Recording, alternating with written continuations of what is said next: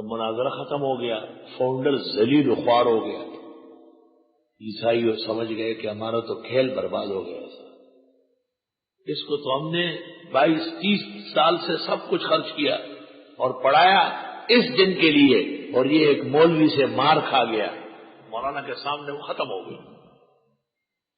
تو اب اس عالم کو سزائے موت دینی ہے، اور اس کا طریقہ یہ ہے کہ فاؤنڈر کو بھی دینا ہے۔ انگریزوں نے اعلان کیا کہ دونوں شرارتی ہے، فاؤنڈر بھی اور مولانا رحمت اللہ بھی۔ مقصد تو رحمت اللہ کو سزا دینی تھی، فاؤنڈر تو ویسے ہی ختم ہو گیا، اس کی تو حقیقت ہی ختم ہو گئی۔ مولانا رحمت اللہ کو حکم دیا گیا علماء کی طرف سے کہ آپ گرفتاری نہیں دیں گے، آپ بھاگے۔ مولانا چلے گئے ایران کے راستے سے، بلوچستان سے ایران، اور وہاں سے عراق، اور عراق سے عرب میں داخل ہوئے۔ مکہ پہنچ گئے، مولانا حاجی امداد اللہ وہیں تھے، ان کے پیر و مرشد، اور فاؤنڈر باغا قسطنطنیہ چلا گیا، استنبول۔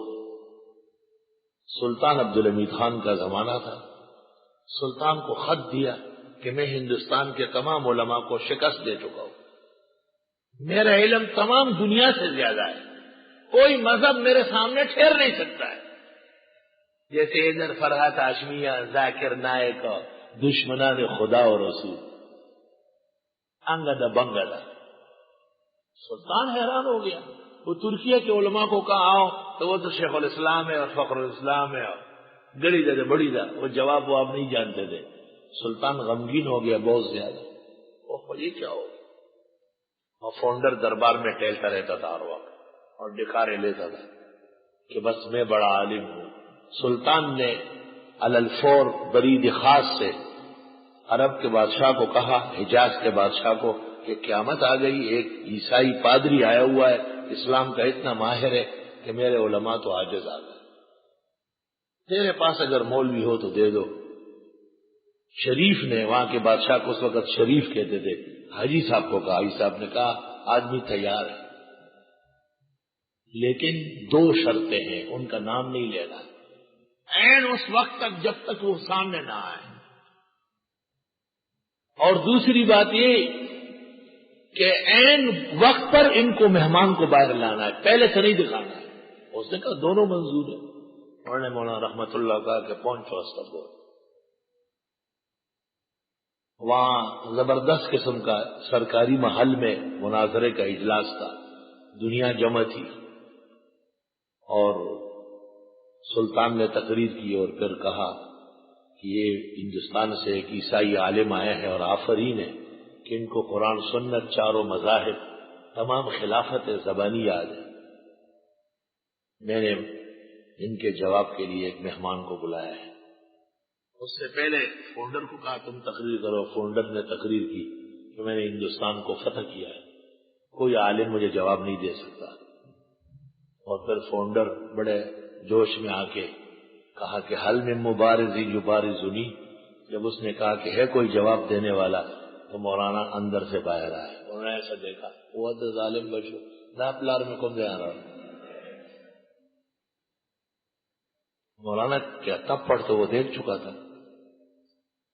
مولانا نے تقریر شروع کی، اس نے سلطان کو کہا میں ابھی آ رہا ہوں، کیونکہ شاہی طوارت خانے دریا کے اوپر بنے تھے، نیچے دریا تھا، بیت الخلا جا کے وہیں سے چھلانگ ماری دریا میں۔ وہ جو 1862 میں وہ مرا، 61 میں تو یہاں ہوا، بیت الخلا گیا ہے آج تک واپس نہیں آیا، 2007 تک۔ مولانا نے ان تمام مناظروں کو اور ان طریقہ کار کو کتابی شکل میں لکھا ہے، اس کتاب کا نام ہے اظہار الحق۔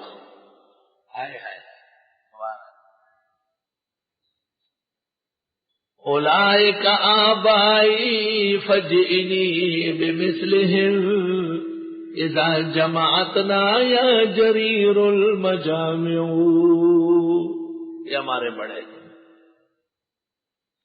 اس کتاب کا نام ہے اظہار الحق، اصلاً تو اردو میں ہے اور اب تمام زبانوں میں اس کا ترجمہ ہو چکا ہے۔ آج کل رابطہ کی طرف سے عربی نسخہ مصدقہ ہمارے بزرگوں کا وہ شائع ہے، میرے پاس بھی مولانا کے عربی نسخے ہیں جو مجھے مکہ مکرمہ کے عرب علماء نے دیے ہیں۔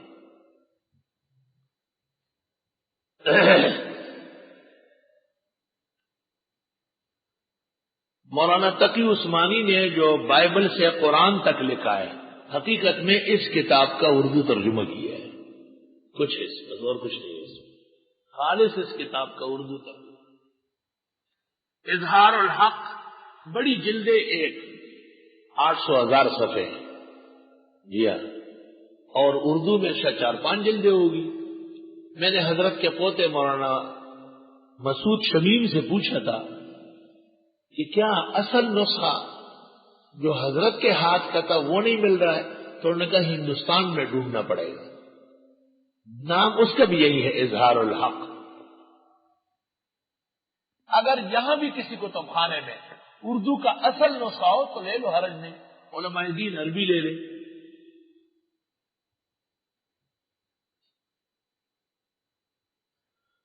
بسم اللہ الرحمن الرحیم، الف لام میم اللہ الف لام میم اللہ لا الہ الا هو الحی القیوم، حروف مقطعات لا یعلم مرادها الا اللہ۔ بعض علماء نے ایسے تفنناً بسم اللہ الذی ارسل محمدا بعدما جعلت النصارى ولدا للہ،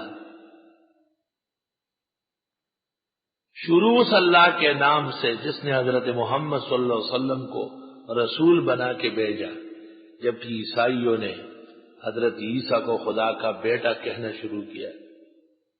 الرحمن انزل القرآن بدلائل التوحید و اثبات الرسالہ و رد الباطل۔ الرحیم اظہر الدین والمسلمین علی الکافرین۔ بسم اللہ الذی ارسل محمدا بعدما جعلت النصارى ولدا للہ، اور الرحمن الذی انزل القرآن بدلائل التوحید و اثبات الرسالہ و رد الباطل، و الرحیم اظہر الاسلام والمسلمین علی الکافرین۔ بنیادی طور پر مضامین آل عمران کے وہی ہیں جو سورۃ بقرہ کے تھے، لیکن آل عمران میں تفصیل رد نصرانیت کی ہے، اور وہاں یہود کے شبہات کا رد تھا رسالت پر، اور یہاں عیسائیوں کے شبہات کا رد ہے اپنے پیغمبر کے بارے میں۔ اللہ، اور ان کے وہ 6 شبہات کو بنیاد بنایا۔ اصل میں جناب نبی کریم صلی اللہ علیہ وسلم کو سن 6 ہجری میں صلح حدیبیہ کے موقع پر حضرت صلی اللہ علیہ وسلم کو سن 6 ہجری میں صلح حدیبیہ کے موقع پر جب مشرکین کی طرف سے کچھ فرصت ملی تو آپ نے دنیا عرب و عجم کے ذمہ دار ملوک و سلاطین کو خطوط لکھے۔ چند خطوط کسی نے شائع کیے اور اس پر انظر شاہ صاحب کی تحقیق ایسے ہو۔ اصلاً خطوط 300 ہے، 75 محفوظ ہے، اور اس سے کراچی کا ایک عالم گزرا ہے، ان کا نام تھا امام محمد ابن جعفر۔ امام محمد ابن جعفر، کراچی کا پرانا نام ہے دیبل، ان کو کہتے ہیں الدیبلی۔ امام محمد ابن جعفر الدیبلی، انہوں نے 75 خطوط محفوظ کیے اور 300 کی نشاندہی کی ہے۔ وہ مخروم نسخہ آستانہ میں موجود ہے ترکیہ میں، اور اس کا کچھ ادھورا نسخہ بزرگوار مولانا عبدالرشید نعمانی لے کے آئے تھے، اور ان کے بھتیجے مولانا عبد الرحمان صاحب نے الرحیم اکیڈمی سے شائع کی ہے، اور اس کتاب کا نام ہے مکاتیب النبی۔ اردو ترجمہ ہمارے عزیز دوست پروفیسر عبدالشہید نے کیا ہے، اردو ترجمہ پروفیسر عبدالشہید نے کیا، مولانا کا بیٹا ہے مولانا عبدالرشید نعمانی۔ مولانا عبدالرشید نعمانی میرے استاذ نہیں ہیں، استاذوں کے ساتھی ہیں۔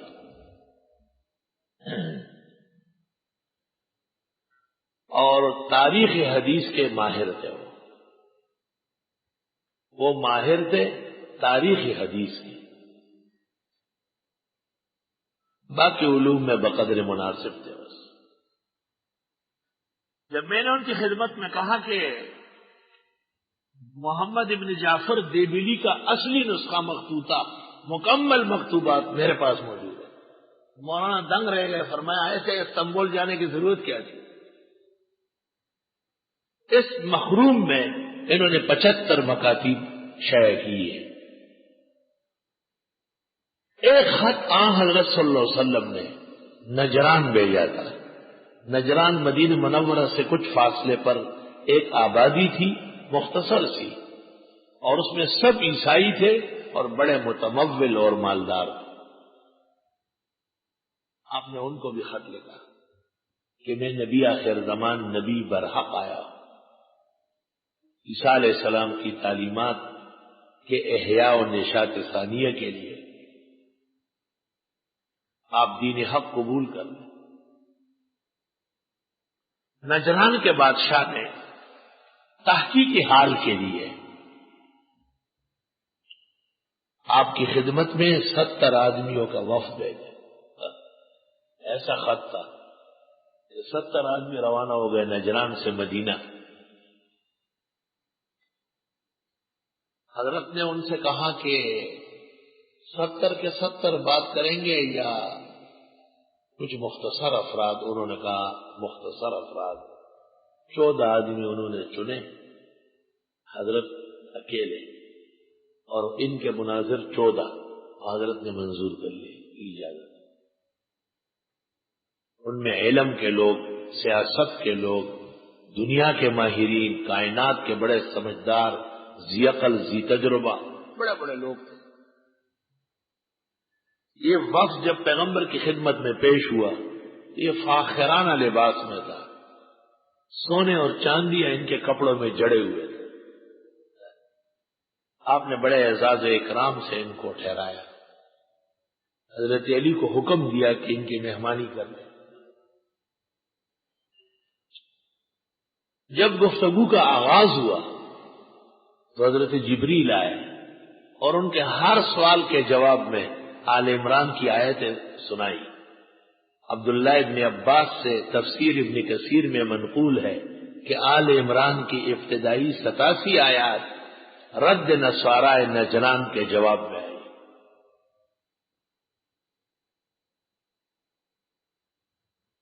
انہوں نے پوچھا کہ اللہ تعالیٰ کس کو کہتے ہیں؟ تو آپ پر آیت آئی، الف لام میم اللہ لا الہ الا هو الحی القیوم، اللہ وہ ہے جو وحدہ لا شریک ہے، وہی زندہ ہے، زندہ رہیں گے، وہی قائم دائم ہے۔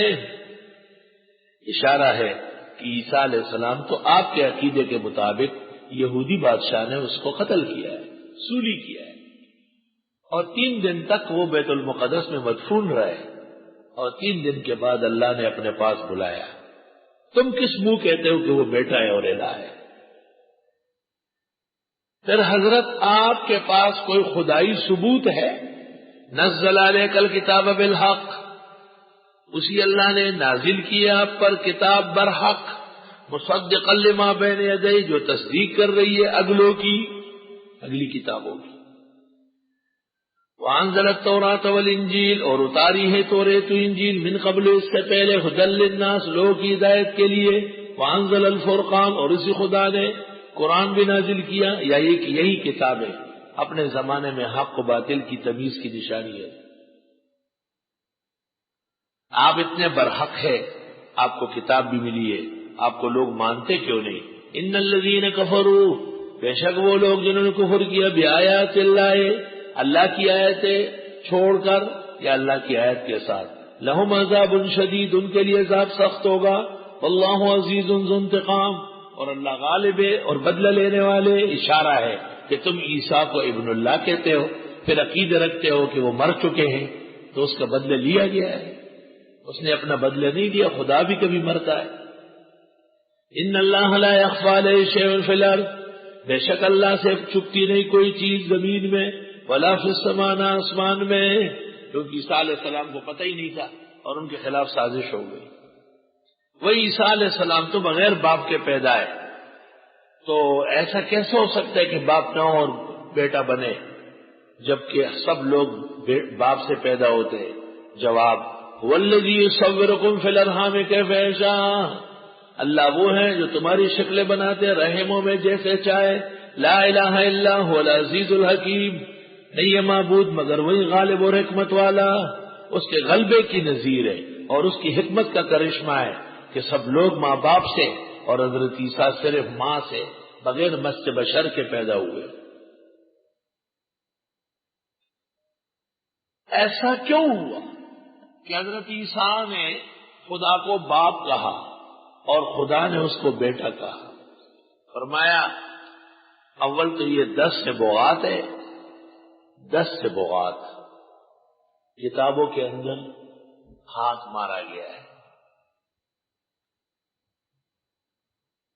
یہ ایک قرآن مجید کوئٹہ میں دکھایا گیا، اس میں روافظ نے باقاعدہ آیات تبدیل کی، اور حکیم مقبول احمد دہلوی نے ترجمہ مقبول کے نام سے جو قرآن مجید مرتب کیا ہے وہ اس قرآن مجید کے علاوہ ہے، اور اس میں سورت کربلا ہے، سورت ائمہ اثنا عشریہ ہے، اور سورت احزاب بقرہ سے ڈبل ہے۔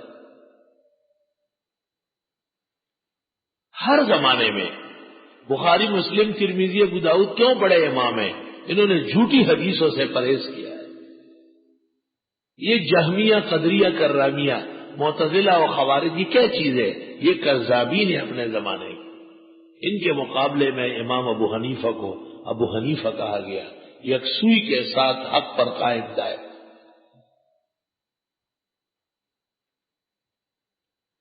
محی الدین ابن العربی کا نام سنا ہے؟ جن کا ہم نے کہا کہ ان کی تفسیر ہے المختصر 40 جلدوں میں۔ ان کی کتاب ہے فتوحات مکیہ۔ اس فتوحات میں ہے کہ فرعون مسلمان ہو گیا تھا اور وہ شہید ہے، اور الیوم ننجی کا ببدن کا، یہ اس کی کرامت ہے۔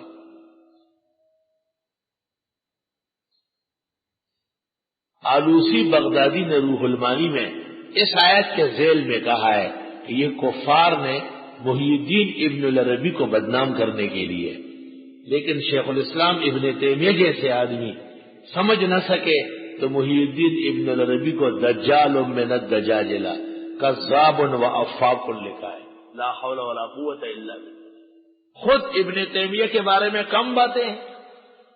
ابن بطوطہ رحلہ میں لکھتے ہیں کہ میں دمشق کی جامع مسجد میں جمعے کے دن موجود تھا، ابن تیمیہ ممبر پر بیٹھا تھا اور اس نے کہا ینزل اللہ تعالی الی السماء الدنیا، فقال الناس کیف ینزل، فنزل من درجۃ الی درجہ وقال هكذا۔ ابن بطوطہ رحلہ میں مشاہدہ پیش کرتے ہیں اور شان ورشا کہتے ہیں لم یثبت ولو ثبت لکان کافرا بلا رہے، اگر یہ ابن تیمیہ نے کیا ہے تو اس کے کفر میں شک ہی نہیں، لیکن شاہ صاحب کہتے ہیں لم یتحقق، سب تہمت ہے۔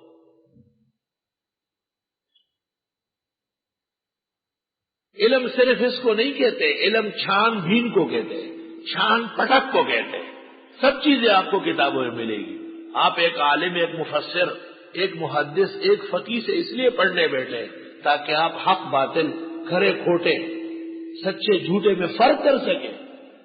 اخبارات میں روزانہ دجل فریب شائع ہوتا ہے، آپ ماہنامے میں دیکھو کیا کیا بکواسات آتے ہیں۔ اس دن شمس الحق افغانی کی تفسیر آئی 10 جلدوں میں، اس میں لکھا ہے ابن قیم ابن تیمیہ کا استاد ہے، یہ دیکھیں۔ شمس الحق افغانی شمس العلوم ایشیا کا بڑا عالم، ان کو یہ پتہ نہیں تھا؟ یہ جمع کرنے والے نالائق، بدنام کرنے والے۔ مولانا حسین علی کے بلغہ پر جتنے اعتراضات ہیں 10 ہے، وہ کذابین نے ڈالا ہے۔ اور پیرانی پیر شیخ عبد القادر کے غنیہ میں ہے کہ 48 فرقہ جہنمیوں کا، گمراہوں کا، وہ فرقہ حنفیہ نعمانیہ ہے۔ اس کا بڑا ابو حنیفہ نعمان ہے، اس نے کتاب و سنت سے ہٹا کر لوگوں کو اپنے خیالات کا تابع کیا۔ یہ کیسے پیرانی پیر ہے جو اتنا بڑا ولی بنتا ہے اور ابو حنیفہ کو نہیں جانتے؟ ایسی باتیں کوئی کرتا ہے؟ یہ 10 البغات کذابین و افاقین، اس زمانے کے بدعتیوں نے امام صاحب پر تہمت لگائی اور پیرانی پیر کے ہاتھ سے ڈالا۔ پیرانی پیر غریب کو کیا پتا تھا کہ میری کتاب میں کیا کیا لکھا جائے؟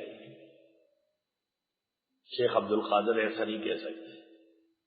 امام بخاری التاریخ الصغیر میں امام محمد کے بارے میں کہتے محمد بن الحسن الشیبانی من اصحاب ابی حنیفہ کان کذابا۔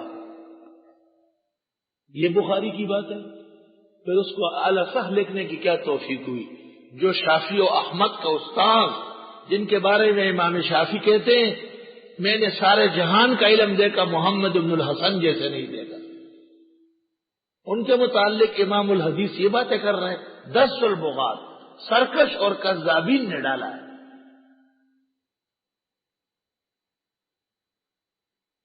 بلکہ صراط مستقیم سید احمد اور شاہ اسماعیل کی کتاب، جس میں لکھا ہے کہ نماز میں پیغمبر کا تصور کرنا یہ گاؤ ہر چوڑے چمار کے تصور سے بھی زیادہ خراب ہے۔ عبارت اس طرح تھی، آپ ذرا غور سے میری بات سن لیں، اس سے پہلے اس طرح ہے کہ اپنی منکوحہ کا تصور کرنا، اس کا تصور آنا زنا کے تصور سے بہتر ہے۔ تو ہونا چاہیے تھا کہ پیغمبر کا تصور آنا گاؤ خار چوڑے چمار کے تصور سے بہتر ہے، لیکن افسوس کہ بہتر وہاں پر ہو گیا بدتر۔ آپ بات سمجھے نہیں؟ پہلے کیا کہا کہ بیوی کے ساتھ، منکوحہ کے ساتھ مجامعات کا خیال یہ زنا سے بہتر ہے، تو اس مناسبت سے گاؤ خر چوڑے چمار کے تصور سے پیغمبر کا تصور بہتر ہونا چاہیے نا، وہاں بہتر کی جگہ بدتر آ گیا۔ تو میں کہتا ہوں اگر پیرانی پیر جس کو بدعتی غوث اعظم و دستگیر کہتے ہیں اور ان کی کتاب میں 10 ہو چکا ہے، تو ہماری کتابوں میں بھی انہوں نے 10 کیا۔ ان کو 10 آتا بھی بہت ہے کیونکہ یہ کھاتے زیادہ ہے۔ دستی نہ ہوئی گیا۔ میرا آج کے اس گفتگو کا حاصل یہ کہ طلباء اور علماء 2 قسم کے ہیں، ایک لکیر کے فقیر ہے، وہ کسی کام کے نہیں ہے، وہ عوام سے بدتر ہے، ایک تحقیق کا ذہن رکھتے ہیں، صداقت سمجھتے ہیں۔ آپ کو میرے متعلق 10 باتیں کہی جائے گی تو آپ تو سامنے بیٹھ کے پڑھ رہے ہیں، آپ کیوں غلط باتیں مانتے ہیں؟ آپ کہیں ہمارے استاد دلیل اور برہان کا آدمی ہے، جو پہلو اہل حق کے ادلہ کی روشنی میں وہ راجح جانتے ہیں اس کی حمایت کرتے ہیں۔ ہمیں کسی سے کوئی سیاسی یا کاروباری یا علمی بغض نہیں، کوئی بغض نہیں، ہم سب کے ساتھ اعتدال کا برتاؤ ہے۔ یہ کلمات و طیبات شائع ہے، مرزا مظہر جان جانان کی تصور نہیں کر سکتے، ایسی چیز ہے۔ توبہ توبہ۔ فوائد الفوائد جس کے میں حوالے دیتا ہوں، اس میں لکھا ہے نظام الدین اولیاء کا کہ جو آدمی قوالی نہیں کرتا تھا اس کے پیچھے نماز نہیں پڑھتے تھے کہ اس کا دل مردہ ہے۔ میں مرحوم کے پیچھے نماز نہیں پڑھتا۔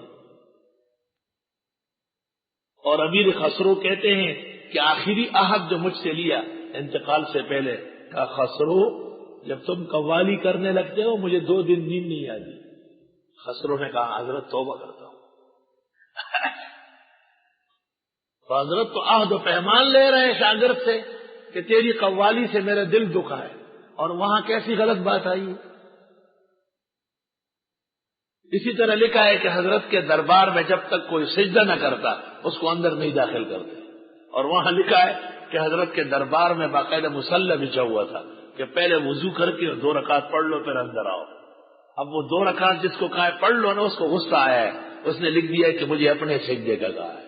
جیسے آپ کسی کو کہیں نماز پڑھتے ہو، اس نے کہا تیری نہیں پڑھتا، تو آپ نے اپنی نماز کا کہا تھا کیا؟ اس کا دماغ ٹیڑھا ہے۔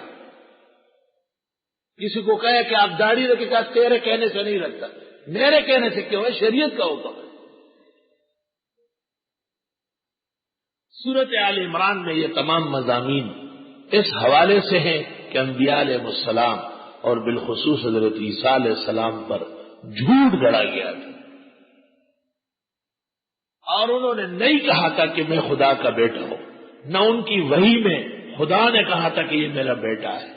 اگر ایسے صیغے آ چکے ہیں تو اول 10 البغات ہے، تہمت التہامین ہے، کذب الکذابین ہے۔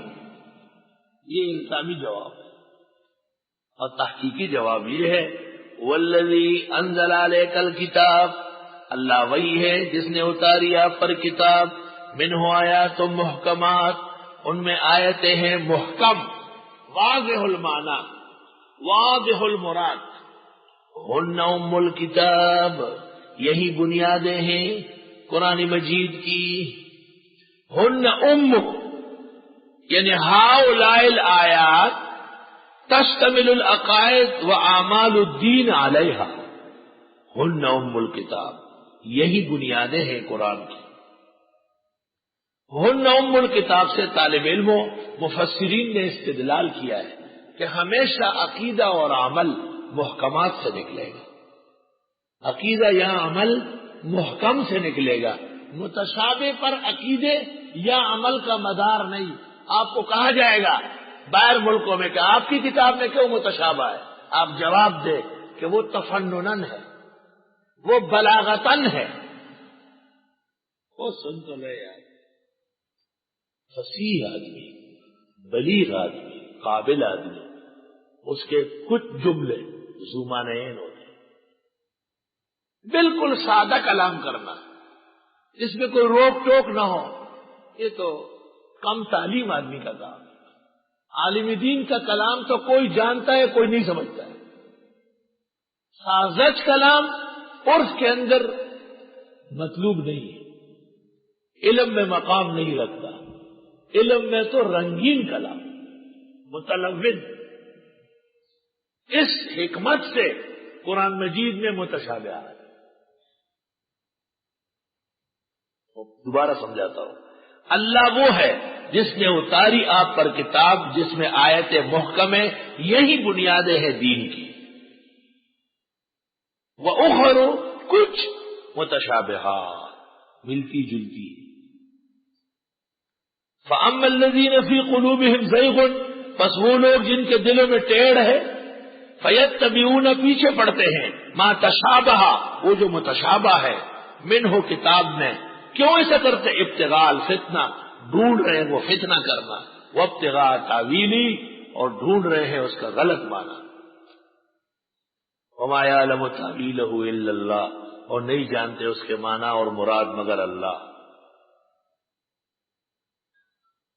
وہ لوگ جن کے دلوں میں ٹیڑھ ہے، دیکھو عیسیٰ علیہ السلام کا بغیر باپ کے پیدا ہونا، مائی مریم کا شریف عفیف پاک دامن ہونا واضح مسئلہ ہے، اور یوسف نجار کا اس کے پیچھے باتیں کرنا، پراپیگنڈے کرنا، یہود کی سازش۔ وَبِكُفْرِهِمْ وَقَوْلِهِمْ عَلَى مَرْيَمَ بُهْتَانًا عَظِيمًا، خدا کی قسم مائی مریم کی طہارت اس طرح انجیل میں بھی نہیں ہے جو قرآن میں ہے۔ وَبِكُفْرِهِمْ وَقَوْلِهِمْ عَلَى مَرْيَمَ بُهْتَانًا عَظِيمًا، انہوں نے کفر کر کے تہمت لگا کے مائی مریم پر بہت بڑا بہتان باندھا۔ اللہ پہلے کہتے وہ بِكُفْرِ، یہ تو کافر ہو چکے ہیں، کافر کب خیر کا کلمہ کہے گا؟ اور میری بات سن، عیسیٰ علیہ السلام کا عمر بھر لوگوں کو ایک خدا کی عبادت کی دعوت دینا، ایک اللہ کی وحدانیت سمجھانا، یہ محکم مسئلہ ہے، واضح ہے انجیل میں، اس کو چھوڑ دی۔ اور یا ابتی اور یا بنیا من دس البغات او من قبیل المتشابہات، اس کے پیچھے پڑھو، اس کے پیچھے پڑھو، فیتبعون ما تشابہ۔ پیغمبر کا باپ معلوم ہے، ماں معلوم ہے، دادا دادی نانا نانی قبیلہ ادنان کہاں تک محفوظ ہے، اور پیغمبر کی بیویاں بیٹیاں بیٹے نسل در نسل، پیغمبر کھاتے تھے پیتے تھے سوتے تھے شادی کرتے تھے، زخمی ہوئے دندان شہید ہوئے، انسانیت بشریت کتنی واضح ہے۔ قل انما انا بشر مثلکم، آپ فرمائیے فعل امر، قل امپیریٹیو سینٹینس، اور انما سارے شکوک ظاہر کر دیے، بشر مثلکم جملے اسمیہ۔ ان تمام باتوں کے باوجود ایک آیت آتی ہے قد جاءکم من اللہ نور و کتاب مبین، وہاں نور کس معنی میں ہے؟ آمنوا باللہ ورسولہ والنور الذی انزلنا، نور تو قرآن میں کتاب کے معنی میں ہے،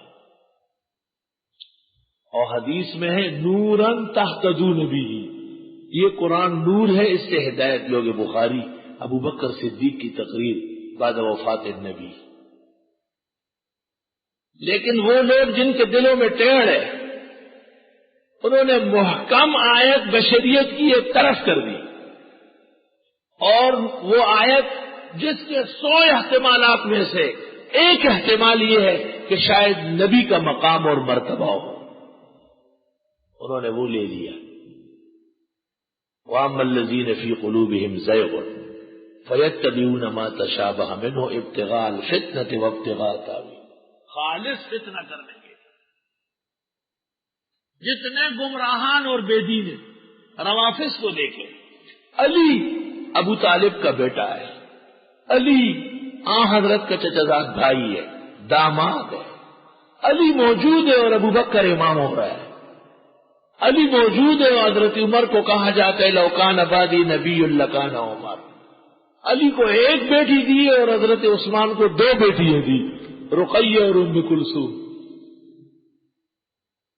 لیکن جن کے دلوں میں ٹیڑھ اور کینہ ہے، انہوں نے سب باتوں کو ایک طرف کر کے اور علی کا پہلا نمبر، اور پھر اذان میں خرافات، تہمتیں، کذب، دروغگوئیاں وہ شروع کی۔ میں اپنی طرف سے نہیں کہتا، روافض کی کتاب من لا یحضر الفقیہ، اس کی پہلی جلد و کتاب الاذان ہے، وہ کہتے ہیں علی بے شک خدا کا دوست ہے، علی بے شک پیغمبر کا وصی ہے، لیکن یہ الفاظ اذان میں نہیں ہے۔ پھر کہتے اللہ کی لعنت و مفوضہ پر جنہوں نے ہماری اذان تباہ و برباد کر دی۔ تمام بے دین اور گمراہ فرقے وہ متشابہ کے تابع ہوں گے، جس دن انہوں نے محکم پر ایمان بحال کیا، متشابہ کو اس کا تابع کیا، اس دن سے وہ حق قبول کرے۔ والذی، اللہ وہ ہے، انزل علیک الکتاب، جس نے اتاری آپ پر کتاب، منہ آیات محکمات، اس کی آیتیں محکم ہے، ہن ام الکتاب، وہی بنیادیں ہیں کتاب اللہ کی، وأخر متشابہات، کچھ آیتیں متشابہ ہے، فأما الذین فی قلوبہم زیغ، بس وہ لوگ جن کے دلوں میں ٹیڑھے، اللہ بقرہ میں تھا فی قلوبہم مرض، یہاں بھی وہ فرقہ میدان میں آ گیا، ٹیڑھے دلوں والا، فیتبعون ما تشابہ منہ، بس وہ پیچھے پڑتے ہیں متشابہات کے، منہ قرآن میں سے، ابتغاء الفتنتی، فتنہ کرتے ہوئے، وابتغاء تاویل، اور ڈھونڈتے ہوئے اس کا غلط معنی، وما یعلم تاویلہ الا اللہ، اور نہیں جانتے اس کے معنی و مطلب مگر اللہ، والراسخون فی العلم یقولون آمنا بہ، پختہ علماء کہتے ہیں ہم ایمان لائے اس پر بھی، کل من عند ربنا، سب اللہ کی طرف سے۔ سنو، محکمات کے مقابلے میں متشابہات کو عمل میں تو محکم کا تابع کرنا ہے، اور عقیدے میں مجمل ایمان کافی ہے، مجمل ایمان۔ بس اللہ کی کتاب کی آیتیں حروف مقطعات ہے، ید اور ساق اور وجہ جس طرح مذکور ہے آمنا و صدقنا۔ وما یذکروا، اور نہیں سمجھ سکتے اس کو، الا اولو الالباب، مگر عقل والے۔ ربنا اے پروردگار، لا تزغ قلوبنا، نہ ٹیڑے فرما ہمارے دل، ان کے دل تو ٹیڑے ہو چکے، ہمیں بچا، بعد اذ ہدیتنا، بعد اس کے کہ آپ نے ہمیں ہدایت دی، وہب لنا من لدنک رحمہ، اور دیجیے ہم کو اپنے پاس سے رحمت، انک انت الوہاب، بے شک آپ سب کچھ دینے والے ہیں۔ ربنا اے پروردگار، انک جامع الناس، بے شک آپ اکٹھے کرنے والے لوگوں کو، لیوم قیامت کے دن، لا ریب فیہ، جس کے آنے میں شک نہیں، ان اللہ لا یخلف المیعاد، بے شک اللہ تعالیٰ خلاف نہیں کرے گا اپنے وعدے کا۔ وآخر دعوانا الحمدللہ رب العالمین، نستغفرک اللہم ونسألک السلام والعافیہ۔ لا الہ الا اللہ وحدہ لا شریک لہ، لہ الملک ولہ الحمد وعلی کل شیء قدیر۔ صلی اللہ تعالی علیہ خیر۔ کل تو جمعہ ہے اور پہلا روزہ ہے، 8 سے 11 بدستور نشست ہوگی انشاءاللہ۔